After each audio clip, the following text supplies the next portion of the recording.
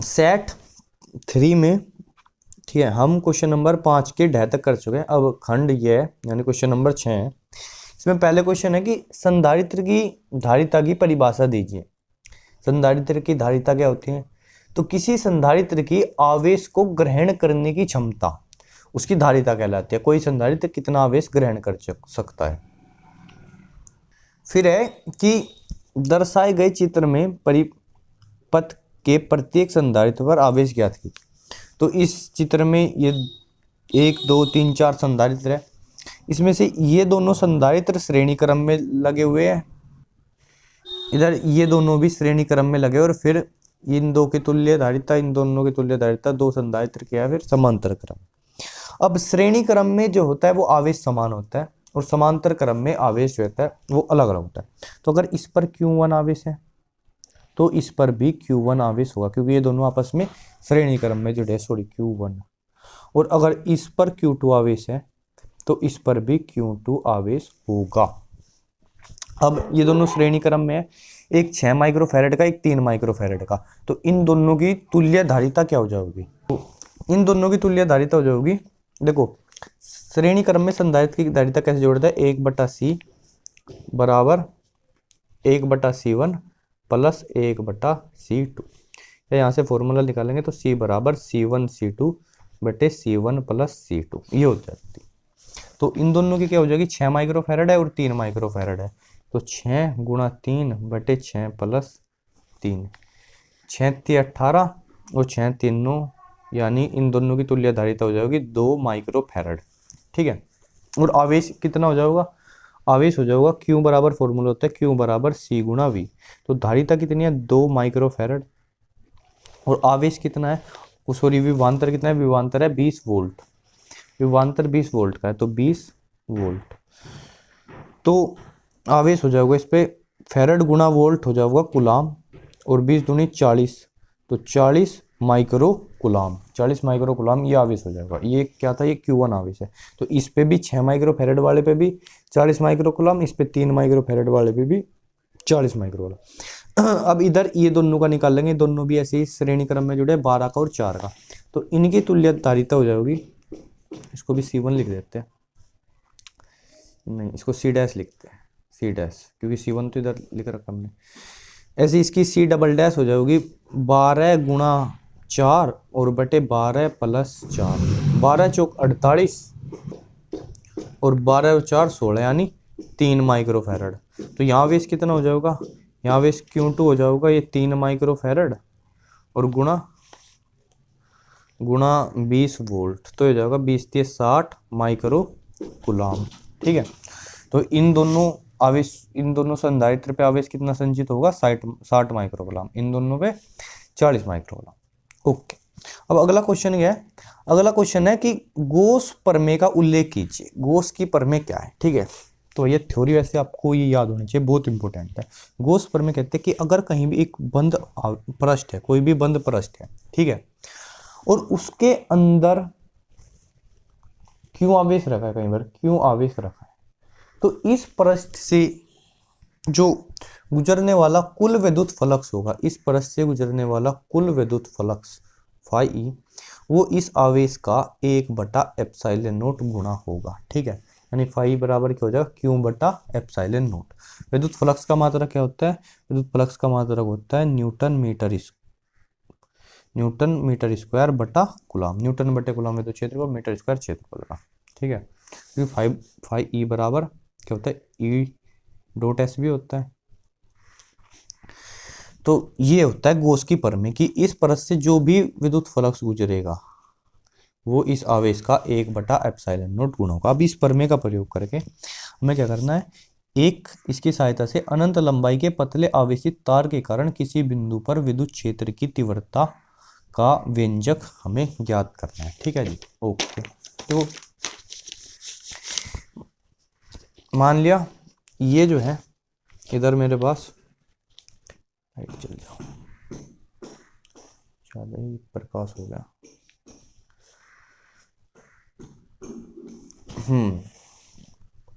ये अबे तो तिरछा ठीक है, सीधा होना चाहिए था यार, सीधा है, मान लो सीधा है।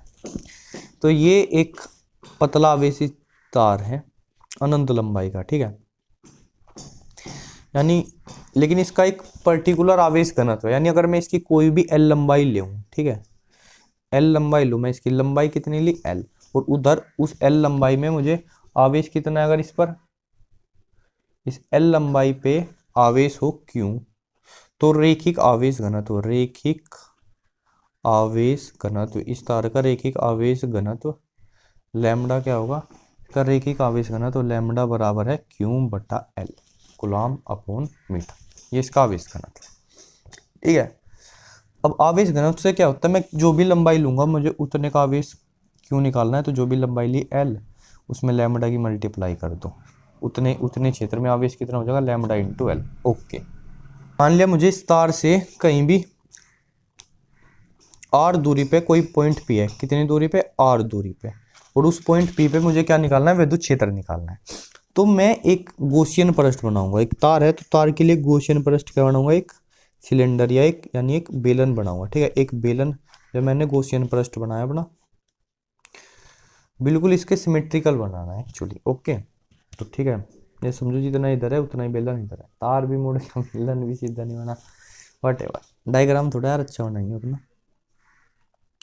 तो मुझे अब क्या हुआ, अब इस तार की जो मैंने लंबाई ली है, मान लिया वो एल ली है, तो इस सिलेंडर की ये भुजा भी क्या होगी, ये एल होगी, और इसकी त्रिज्या कितनी हो जाएगी, इसकी त्रिज्या सिलेंडर की यानी बेलन की आर हो जाएगी।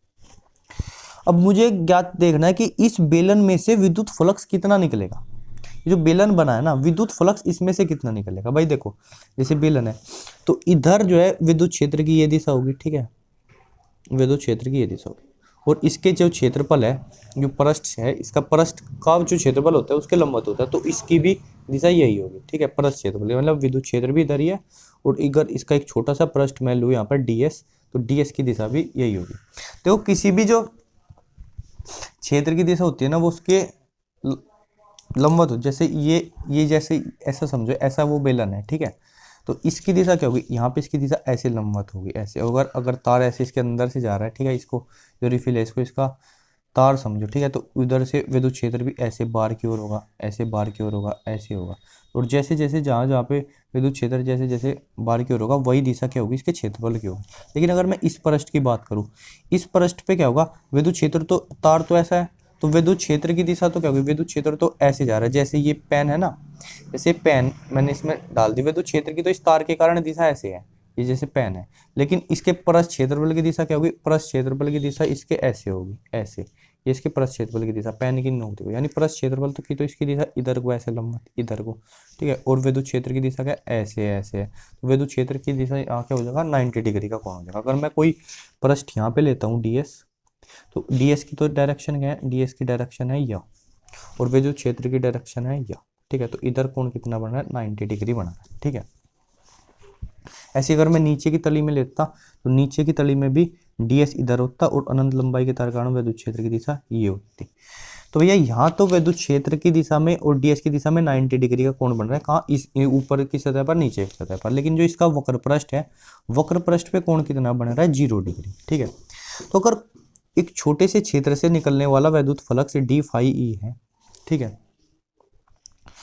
तो d फाई क्या हो जाएगा, d फाई हो जाएगा जितना उस बिंदु पर विद्युत क्षेत्र होगा E इंटू ds यानी उस पृष्ठ का क्षेत्रफल, ठीक है। और अगर मुझे कुल विद्युत फ्लक्स निकालना है फाई e, फाई के लिए इसका इंटीग्रेशन कर देंगे E और ds का, ठीक है। तो इसको दो हिस्सों में तोड़ लेंगे हम, एक तो वक्र पृष्ठ के लिए, और एक जो है ये जो है तली है और जो ऊपरले वाला पृष्ठ है, ठीक है।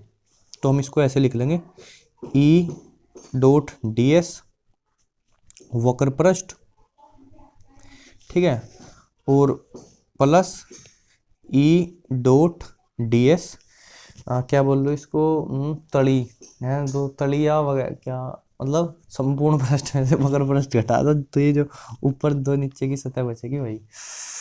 आई डोंट नो इसका हिंदी शब्द क्या बोल लिखूँ इसका, तो इसको लिख देते हैं क्या बोलते हैं उसको, अगर किसी चीज़ को ऐसे रख दे तो ये क्या होती है, उसकी तली को आधार, सॉरी हाँ हाँ आधार का क्षेत्रफल, ठीक है, आधार का क्षेत्रफल, आधार का क्षेत्रफल। इधर क्या है, इधर तो E ds, इनके बीच में कोण कितना बना रहा है वक्र पृष्ठ पे, तो 0 डिग्री यानी कोस 0 डिग्री, ठीक है। और प्लस इधर E D S cos 90 degree, cos 90 की वैल्यू होती है 0, तो ये तो सारा हो जाएगा 0 हो जाएगा। इधर देखो, इधर क्या होगा, कोस 0 का मान कितना होता है, कोस 0 का मान 1 होता है। ई विद्युत क्षेत्र उस बिंदु पे उतनी दूरी पे कांस्टेंट होगा, तो ई को तो बाहर निकाल लेते हैं, बचेगा क्या, इंटीग्रेशन ds बचेगा, ठीक है, ds बचा। इधर हमें ये निकलना है फाई बराबर चल रहा है, ठीक है, फाई ई इक्वल्स टू, और तो अब क्या हुआ, ds का मतलब सारा इंटीग्रेशन करना है, ठीक है, ds जोड़ना है इसका, यानी सारा वक्र पृष्ठ लिखना है यहाँ पर। इस बेलन का जो वक्र पृष्ठ पे ds लिया और उसका इंटीग्रेशन करेंगे, यानी इसका क्या आ जाएगा, ds करके जो फाई ई बराबर ई डॉट एस आएगा। एस क्या है, एस है बेलन का वक्र पृष्ठ, बेलन का वक्र पृष्ठ। तो फाई ई, अब गोस की प्रमेय से फाई ई का मान क्या होना चाहिए, क्यू बाई एप्सिलॉन नोट होना चाहिए, ठीक है। तो इस फाई का तो मान क्या होना चाहिए, क्यू बाई एप्सिलॉन नोट। विद्युत क्षेत्र ई ऐसे का ऐसे, और जो पृष्ठ क्षेत्रफल होता है बेलन का, पृष्ठ क्षेत्रफल क्या होता है 2 पाई आर एल, ठीक है, क्या होता है 2 पाई आर एल। तो विद्युत क्षेत्र हमें ई निकालना है, तो ये बाकी सारा कहाँ चले जाएगा, डिवाइड में चले जाएगा। तो Q by epsilon naught into 2 pi R L equal to बचेगा मेरा ई, ठीक है। और क्यू बाई एल को मैं लिख सकता हूँ लैम्डा, यानी पृष्ठ आवेश घनत्व, क्योंकि ये क्यू है क्या असल में, ये क्यू है कि जो एल लंबाई ली है ना भैया, उस एल लंबाई में जितना आवेश है, उस एल लंबाई में जितना आवेश है वो क्यों है, ठीक है। अनंत तार है तो आवेश तो अनंत होगा, लेकिन एल लंबाई में आवेश कितना हो जाएगा, क्यों हो जाएगा, क्यू बराबर लैम्डा लिया, लैम्डा बराबर क्यू बाई एल, ठीक है। तो क्यू बाई एल की जगह बन जाएगा लैम्डा, तो हम इसको ऐसे लिखेंगे 1/2 pi epsilon naught lambda upon R बराबर है विद्युत क्षेत्र। एक काम और करेंगे, यहाँ 2 की मल्टीप्लाई कर लेंगे, यहाँ भी 2 की मल्टीप्लाई कर लेंगे, विद्युत क्षेत्र ई बराबर हो जाएगा 1/4 pi epsilon naught 2 lambda by R. ये है अनंत आवेश के सीधे लंबे तार के कारण विद्युत क्षेत्र। एक बात इसमें जो सबसे ज़्यादा गौर करने की वह कि विद्युत क्षेत्र जो है वो 1/r के हिसाब से कम हो रहा है, ठीक है, मतलब 1/r के प्रोपोर्शनल है, ना कि r स्क्वायर के, ठीक है, यानी r के व्युत्क्रम मान पाते हैं। ये पॉइंट टू बी नोटेड, ये क्योंकि MCQ में आ सकता है, ठीक है ना। तो ये हो गया, तो ये क्वेश्चन था, ये तो हो गया। अब क्या कर रहा है भैया, चुंबकीय गुण की परिभाषा दीजिए तथा इसका मात्रक लिखिए, और आगे है एक इलेक्ट्रॉन। ये तो क्वेश्चन वैसे कट रहा है, इसका चुंबकीय गुण निकालना था, तो ये तो स्टार लगा कटा है, इसको तो नहीं करेंगे। ये चुंबकीय गुण की परिभाषा देखते हैं। देखो जैसे कोई भी चुंबक है, चुंबक छड़ चुंबक है मान लिया ऐसे, तो इधर मान लिया नॉर्थ है, इधर मान लिया साउथ है। तो जैसे आवेश होता है ना, आवेश का द्विध्रुव होता था -q +q, ठीक है, और उनके आवेश के बीच की दूरी अगर d हो तो एक होता था विद्युत द्विध्रुव, और उसका विद्युत द्विध्रुव गुण होता था P बराबर Q × D। ऐसे ये जो चुंबकीय क्षेत्र है, तो इधर जो ध्रुव है इनका भी ध्रुव सामर्थ्य होता है, ये m है, इसका ध्रुव सामर्थ्य इधर भी m इधर भी m, और इनके बीच की दूरी भी अगर d होगी, तो यहाँ पर चुंबकीय गुण जो हो जाएगा m, वो हो जाएगा m × d, ठीक है, यानी, और यहाँ m क्या है, यह ध्रुव, जैसे यहाँ पर आवेश होता था, ये होता है ध्रुव सामर्थ्य, क्या होगा, ध्रुव सामर्थ्य। दूसरी चीज, अगर चुंबक न हो, मान लिया कोई धारा लूप हो, ठीक है, धारा लूप है भाई, धारा लूप भी तो एक चुंबक की भांति व्यवहार करेगा ना। सर्कल देख रहे हो कितना परफेक्ट है, इसमें आई करंट बह रहा है, ठीक है, और इसका जो क्षेत्रफल है, इसका क्षेत्रफल क्या है, ए इसका क्षेत्रफल है, तो इसका चुंबकीय द्विध्रुव गुण m बराबर होगा I × A, ठीक है, इसमें जो धारा बह रही है और इसका जो क्षेत्रफल है। तो यहाँ से इसका मात्रक देखो क्या हो जाएगा, धारा का मात्रक क्या होता है, धारा का मात्रक होता है एम्पियर, ठीक है, और ए क्या है, ए है क्षेत्रफल होगा मीटर स्क्वायर, तो चुंबकीय गुण का मात्रक क्या होगा, एम्पियर, यार क्लियर तो नहीं आ रहा, एम्पियर मीटर स्क्वायर, ये हो जाएगा।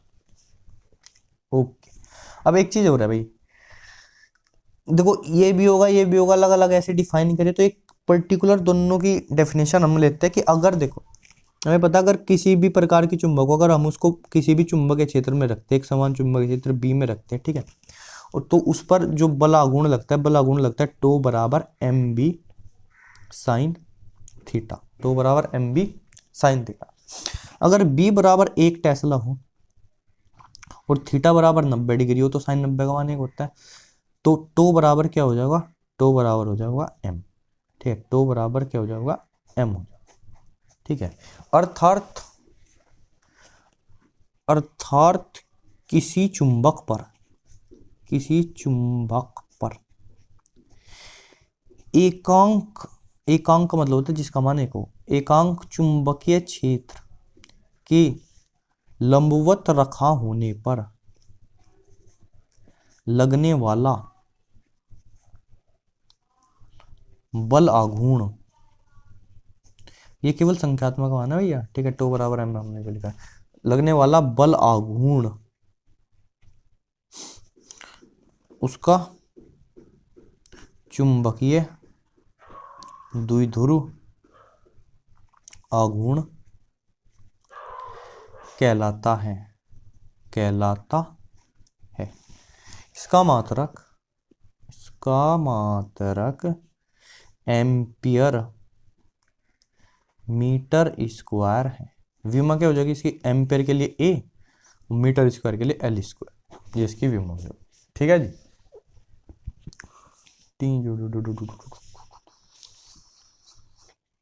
ओके, ये नेक्स्ट क्वेश्चन देखते हैं। नेक्स्ट क्वेश्चन में क्या कह रहा, नेक्स्ट क्वेश्चन में कह रहा कि एक इलेक्ट्रॉन है जी और वो 0.3 टेस्ला के चुंबकीय क्षेत्र में इतने की चाल से 60 डिग्री का कोण बनाते हुए प्रवेश करता है। ठीक है, यही वाला ही जो चुंबकीय क्षेत्र ना ऐसे 60 डिग्री एंगल पे प्रवेश करता है वी वेग लेकर के अपना।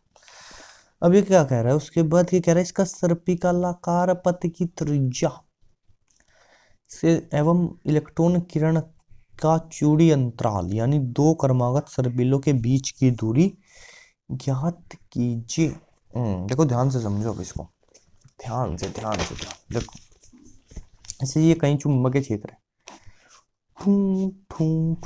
एक समान चुंबकीय क्षेत्र भैया, थोड़ा आगे पीछे बताइए हो गया, एक समान चुंबकीय क्षेत्र बी है और इसमें जो है कण वी वेग से गति करता है। ठीक है, अगर वो ऐसे थीटा के कोण पे घुसता है, थीटा के कोण पे वी वेग से, तो उस वी वेग के 2 कंपोनेंट यानी 2 घटक हो जाएंगे। एक ऐसे थीटा कोण पे ऐसे जा रहा है ना वो, तो थीटा कोण पे वी कोस थीटा, ये क्या होगा, ये चुंबकीय क्षेत्र के समांतर होगा, और ऐसे चुंबकीय क्षेत्र के लंबवत घटक हो जाएगा वी साइन थीटा।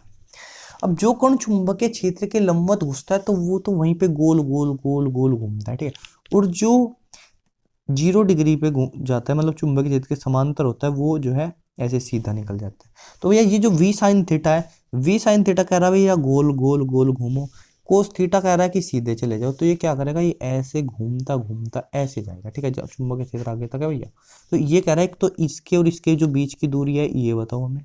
ठीक है, जो ये कोस थीटा इसको इधर से आगे लेके जाएगा, और जो साइन थीटा जो इसको गोल गोल घुमा रहा है उसकी त्रिज्या बताओ। ठीक है, देखो भैया एक त्रिज्या का जो फॉर्मूला होगा आर बराबर एम वी साइन थीटा और बटा क्यू बी, ये होगा त्रिज्या का फॉर्मूला, जो सर्पिलाकार पथ जो है इसकी त्रिज्या होगी पहली की। दूसरी चीज, एक पूरा चक्कर काटने के जो समय लगेगा वो समय टाइम पीरियड इसका होगा क्या होता है 2 पाई बटे शायद 2 पाई एम बटा क्यू बी, जहाँ तक मेरे ध्यान है ये होता था। ठीक है जी, 2 पाई एम बाई क्यू बी। अब इतने समय में जो होगा वी कोस थीटा उसको आगे लेके जाएगा भाई, इतने समय में वो चक्कर काटा वी कोस थीटा भी, तो इसको बोल रहा है इधर को सीधा चले जा, वी कोस थीटा उसको कितनी दूरी में लेके जाएगा, वो जो होगा उसका चूड़ी अंतराल। ठीक है, चूड़ी अंतराल क्या निकलेगा, V cos theta, V cos theta में इसकी जो समय अंतराल है इसकी टाइम पीरियड की आवर्तकाल की इसकी गुणा कर देंगे। ठीक है, तो एक तो पहले त्रिज्या निकालते हैं आर बराबर एम वी बटा क्यू बी साइन थीटा, ये सब करेंगे। तो आर बराबर क्या है, आर बराबर इलेक्ट्रॉन का द्रव्यमान किसको पता है 9.1 गुणा 10 की पावर माइनस के 31 किलोग्राम होता है। वेग क्या है जिसका, वेग है जिसका 4 गुणा 10 की पावर 5 मीटर प्रति सेकंड। ठीक है, 4 गुणा 10 की पावर 5, तो 4 गुणा 10 की पावर 5 साइन थीटा, थीटा का कितना था, थीटा था 60 डिग्री, तो साइन 60 का मान कितना हो जाएगा जी, √3/2 जाएगा जी, इंटू क्यू, क्यू क्या है 1.6 गुणा 10 की पावर माइनस के 19 कूलम। ठीक है, और चुंबकीय क्षेत्र है 0.3 टेस्ला का। सबसे पहले तो भैया घात एक साइड कर लेते हैं। 19 ऊपर जाओगा तो माइनस की 12 बच जाओगी, माइनस की 12 और प्लस की 5 यानी घात बचगी माइनस की 7। अब गुणा देखो भैया, इस 2 से ये 4 कट गया, आंसर आ गया 2। ठीक है जी। और इधर ये जो है 9.1 की मतलब गुणा करनी पड़ेगी 9.1, और ये 2 से ये 1.6 काट दो, ये कट बचेगा 0.8। ठीक है जी। ओके, तो 9.1 की जगह 91 लिख लो, मान लो 91, और 0.8 की जगह 8 लिख लो, एक ही बात है, कोई फर्क नहीं पड़ता। 10 के ऊपर गुणा 10 के नीचे गुणा। एक बचा इधर √3 बचा है, और इधर क्या है, इधर 0.3 बचा है। ठीक है, ओके। अब इससे काटेंगे इसको वगैरह करेंगे कुछ, तो भाई कुछ उत्तर तो आ ही जाएगा।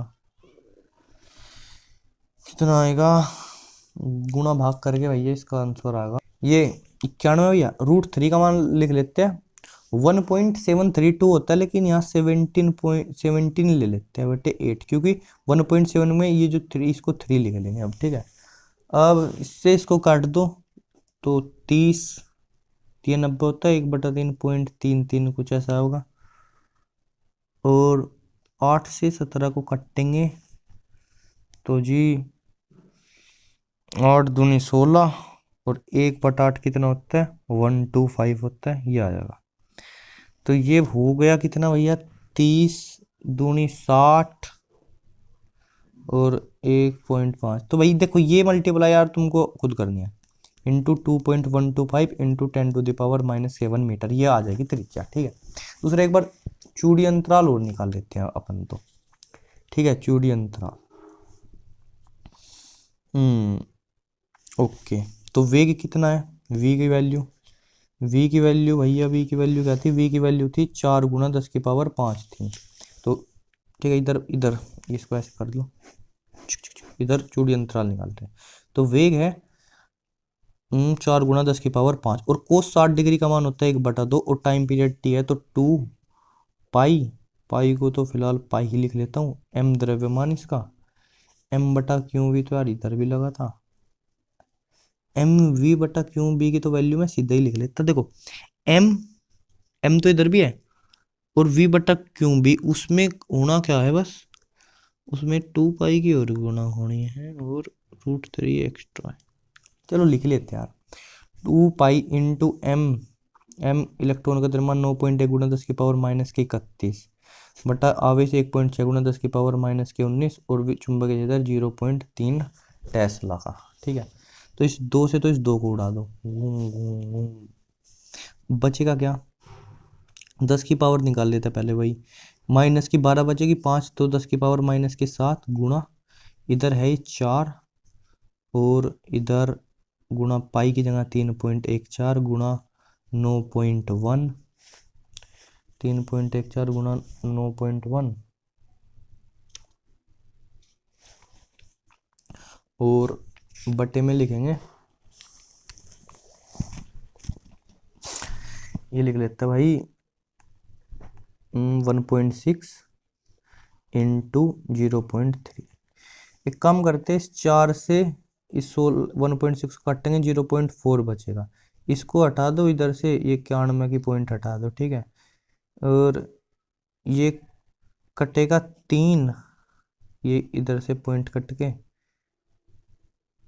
हाँ, और ये 2 पॉइंट कटेगा तो ये 30 हो जाएगा, 314 गुणा 91, 91 का इसको 30 90 करके मार दो।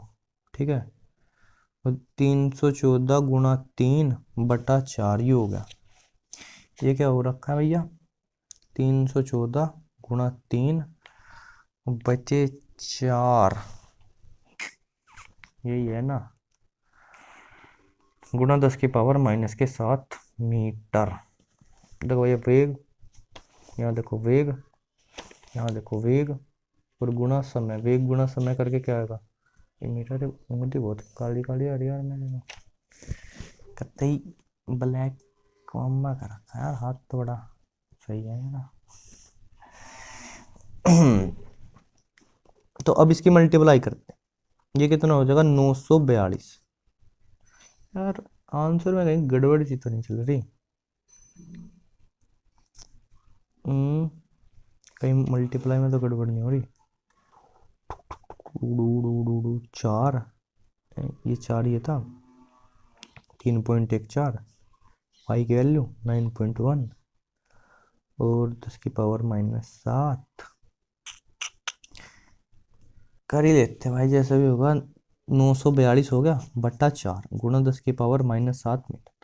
तो कितना हो जाएगा? 4 दूनी 8, 1 और 4 14, तो 4 दिए 12 और 2 2, 4 पंजे 20 और लगभग कुछ आ गया। तो अब ये अगर पॉइंट को यहाँ ले लेते हैं और गुणा 10 की पावर -5 मीटर। ठीक है, आंसर में 2.38 दे रखा है, लगभग लगभग उतना ही मान है। बस हमने जो 30 से निकाल के कुछ करता ना कि कांड में को 3 ही लिखा, 3 पॉइंट कुछ कुछ ऐसे ऐसे करना पड़ता, उससे थोड़ा सा फर्क पड़ गया बस। ठीक है, लेकिन ये बिल्कुल एकदम सही चलेगा, चलेगा बिल्कुल। तो ये भैया आंसर में उसने केवल चूड़ी अंतराल के आंसर दे रखा है यार, इसका दिया ही नहीं। ठीक है, फर्क इसमें इसके आंसर में थोड़ा सा पड़ेगा, ये भी निकाल लियो, क्योंकि पूछा तो क्वेश्चन में उसने दोनों ही है। ये भी पूछा है पथ की त्रिज्या एवं इनका चूड़ी अंतराल ज्ञात कीजिए, दोनों चीज पूछ रखी है। ओके, अब कह रहा भैया प्रत्यावर्ती परिपथ में प्रतिबाधा से क्या तात्पर्य? प्रतिबाधा क्या होती है पूछ रहा है भैया। प्रतिबाधा क्या है? देखो, प्रत्यावर्ती परिपथ में जो भी प्रतिरोधक या संधारित्र या प्रेरक तो लगे हुए हैं, उन सब के कारण जो धारा के मार्ग में अवरोध उत्पन्न होता है वह क्या कहलाता है? वह प्रत्यावर्ती परिपथ की प्रतिबाधा कहलाता है। और भैया प्रतिरोध या धारा के मान में रुकावट, इसका मात्रक क्या होता है? इसका मात्रक ओम होता है। ओम क्या होता है? ओम। समझ गए भाई? देखो, इसे जेड से प्रदर्शित करते हैं प्रतिबाधा को। प्रतिबाधा जेड से क्या होती है? प्रतिबाधा, यानी टोटल जो धारा के मार्ग में अवरोध पड़ता है। अगर प्रेरकत्व के कारण अवरोध पड़ता है तो वो एक्सल होता है, उसकी वैल्यू ओमेगा एल आती है। ठीक है, ऐसे ही अगर मगर संधारित्र के कारण पड़े तो उसकी वैल्यू 1/ओमेगा सी क्या है? संधारित्र की धारिता, इनको बोलते हैं प्रतिघात। इसको क्या बोलते हैं? प्रतिघात। और आर का तो पता ही आपको, प्रतिरोध होता है। इन सब का, जेड का, एक्सएल, एक्सी, आर, सबका मात्रक क्या है? सबका मात्रक अपना ओम है। ओम ओम ओम ओम।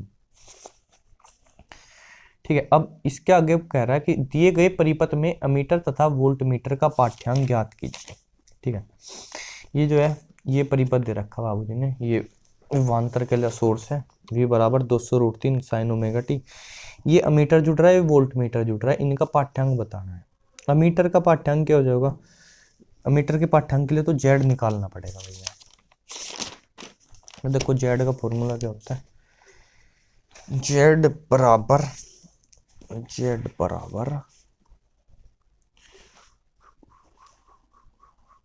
नहीं छोड़ेंगे।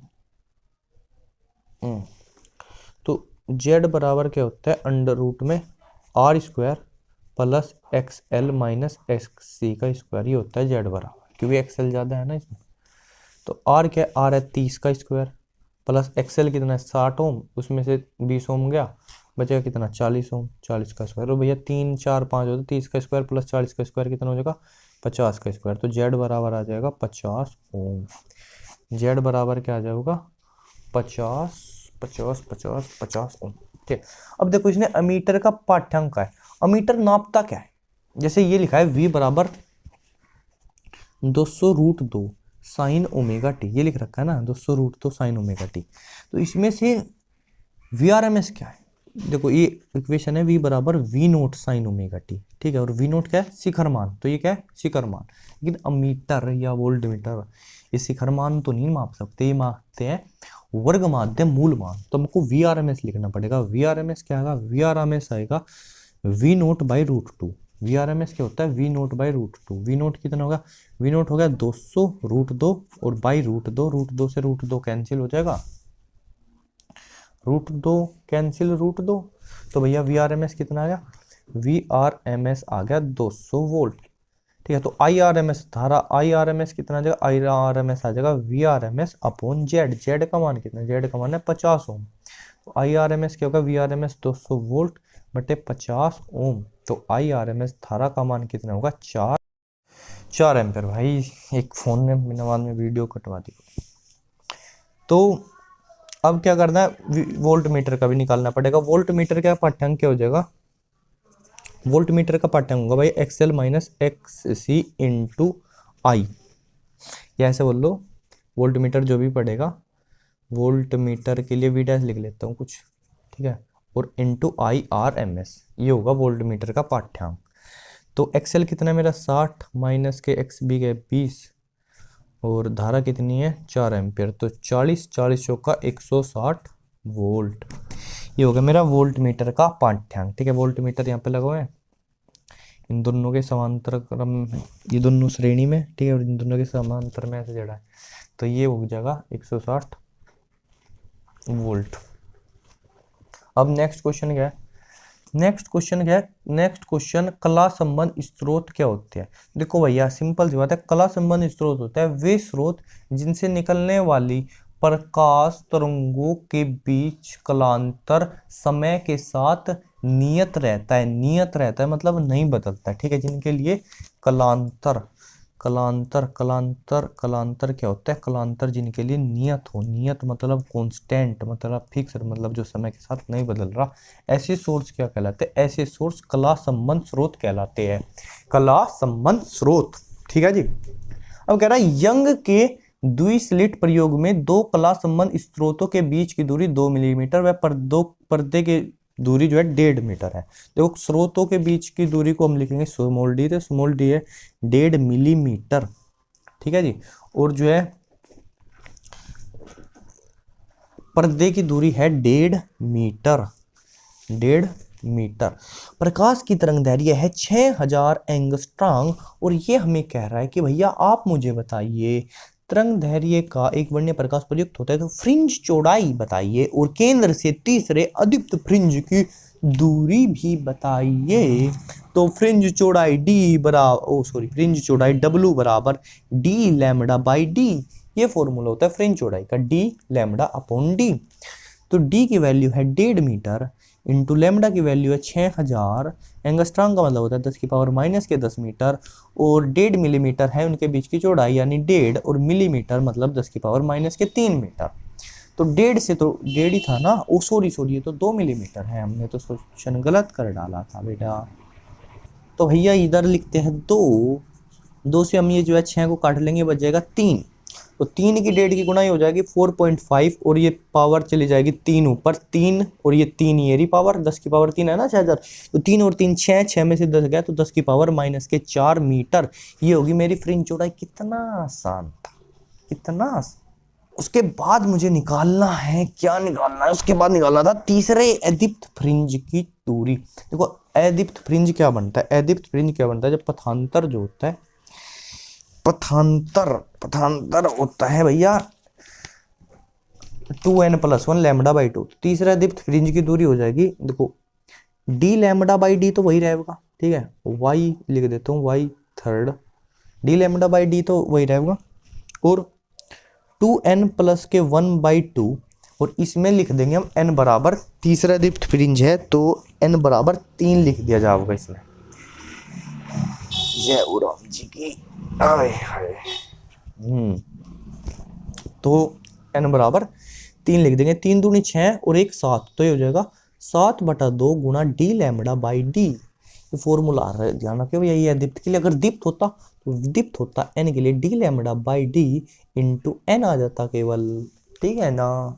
ओके, ये किसके लिए होता है? ये दीप्त के लिए होता है, और ये अदीप्त के लिए। तो भैया D लैम्बडा बाई D की तो वैल्यू हम अभी अभी निकाल के लाया है, कितनी थी? 4.5 गुणा 10 की पावर माइनस के 4 मीटर। अब इसमें करना है, इसको 7 से गुणा करना है, 2 से भाग करना है, हो गया सवाल। करूँ क्या? 7 पंजे 35, कैरी 3, 7 चौक 28, 3 28 3 31 बटे 2 गुणा 10 की पावर माइनस 4। अब इससे 2 से भाग दो, 31.5 है, तो 15 दूनी 30, 15, और 1.5 को 0.75, सही भी कर दिया, इंटू 10 की पावर माइनस 4, या 1.575 इंटू 10 की पावर माइनस के 3 मीटर। आंसर क्या है इसका? 1.125 आ रहा है, तो मैंने भाग गलत तो ना कर दिया। 7 पंजे 35, कैरी 3, 32 कैरी 3 7 28 3 31 2 एकम 2। यार कुछ तो गड़बड़ है दया, मेरे तो पिछली बार तो ठीक आया था। कि पीछे आंसर क्या रखा है, पीछे आंसर भी यही है 4.3 लैम्डा बाई डी का। तो 2n 3 दूनी 6 7/2 यही होता है। 7 5 35 कैरी 3 7 28 3 31। भाई गड़बड़ कुछ हो रखी है, कहाँ हो रखी है पता नहीं, आंसर मैच नहीं हो रहा। Sorry sorry sorry sorry sorry sorry. Actually ये जो है, अगर मैंने ये 2n+1/2 रखा है ना, तो भैया n की स्टार्टिंग 0 1 और 2 से होगी, ठीक है। तो फिर भैया मेरे को n बराबर 2 पे तीसरी दीप्त फ्रिंज आएगी, या फिर मुझे यहाँ पर 2n-1/2 करना चाहिए था। वैसे क्योंकि पहली आती है λ/2 पे, दूसरी आती है 3 λ/2 पे, तीसरी आएगी 5 λ/2 पे, ठीक है। चौथी आएगी यहाँ दो, तो या तो यार यहाँ पर 1 करो, ठीक है, तब n बराबर 3 रखेंगे तो ये 5/2 हो जाएगा। 5/2 यहाँ पे तो चौथी आएगी भैया, तो ये होगा 5/2 इंटू 4.5 इंटू 10⁻⁻4 मीटर। तो 5 5 25 कैरी 2 5 चौक 20 2 22/2 गुणा 10⁻⁻4 मीटर। इससे कटेंगे तो 11 गुणा आधे को 2 से भाग करेंगे तो 0.25 हो जाएगा ना, गुणा 10⁻⁻4 मीटर। ध्यान से देखो, ध्यान से देखो इसको, ठीक। और ये क्या बन जाएगा, बन जाएगा 1.125 इंटू 10⁻³ मीटर। एक पॉइंट इधर तो माइनस पावर, समझ जाओ इतना तो 12वीं में होता। All the best. ये हो गया पूरा, क्योंकि जो क्वेश्चन नंबर 9 है मेरे भाई वो तो कटा हुआ है, इस पे स्टार लगाया, ये भी स्टार लगाया। तो अब जो है हम करेंगे नेक्स्ट सेट अगली वीडियो में। ट्रैक्टर आ रहा है, वीडियो बंद कर देता हूँ।